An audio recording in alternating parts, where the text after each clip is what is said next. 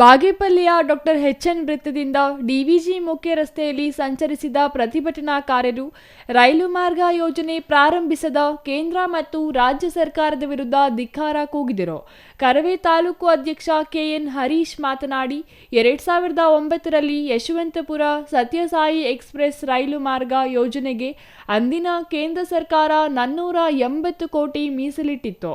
ಆದರೆ ಈ ಯೋಜನೆ ಕಾಮಗಾರಿ ಇನ್ನೂ ಆರಂಭವಾಗಿಲ್ಲ ಎಂದರು. ಪ್ರತಿಭಟನಾಕಾರರ ಮನವಿ ಸ್ವೀಕರಿಸಿ ಮಾತನಾಡಿದ ತಹಸೀಲ್ದಾರ್ ಮನೀಷಾ ಎನ್ ಪತ್ರಿ ಅವರು, ಈ ಕುರಿತು ಜಿಲ್ಲಾಧಿಕಾರಿ ಮೂಲಕ ಸರ್ಕಾರದ ಗಮನ ಸೆಳೆಯಲಾಗುವುದು ಎಂದರು.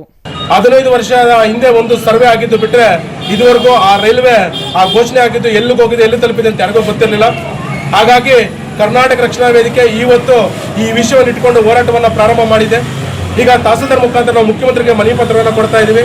ಈ ಮನವಿ ಪತ್ರ ಮುಖಾಂತರ ಈ ಘೋಷಣೆ ಆಗಿರುವಂತಹ ರೈಲ್ವೆ ಮಾರ್ಗ ಎಲ್ಲಿ ನಿಂತಿದೆಯೋ ಅಲ್ಲಿಂದ ಆದಷ್ಟು ಬೇಗ ಈ ಭಾಗದಲ್ಲಿರುವಂತಹ ಕೂಲಿ ಕಾರ್ಮಿಕರಿಗೆ, ವಿದ್ಯಾರ್ಥಿಗಳಿಗೆ, ಬಡವರಿಗೆ ಅನುಕೂಲ ಮಾಡಿಕೊಡ್ಬೇಕಂತೇಳಿ ಈ ಒಂದು ಹೋರಾಟವನ್ನು ನಾವು ಇವತ್ತು ಹಮ್ಮಿಕೊಂಡಿರುವಂಥದ್ದು.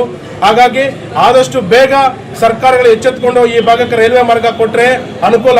ಇಲ್ಲದಿದ್ದ ಪಕ್ಷದಲ್ಲಿ ಕರ್ನಾಟಕ ರಕ್ಷಣಾ ಹಂತವಾಗಿ ಇನ್ನೊಂದಷ್ಟು ಹಲವಾರು ಹೋರಾಟಗಳನ್ನ ಮಾಡ್ತೀವಿ ಅಂತೇಳಿ ಈ ಮೂಲಕ ನಾವು ಎಚ್ಚರಿಕೆಯನ್ನು ಕೊಡ್ತಾ ಇದ್ದೇವೆ. Ganesh R, CTV news, Bagepalli.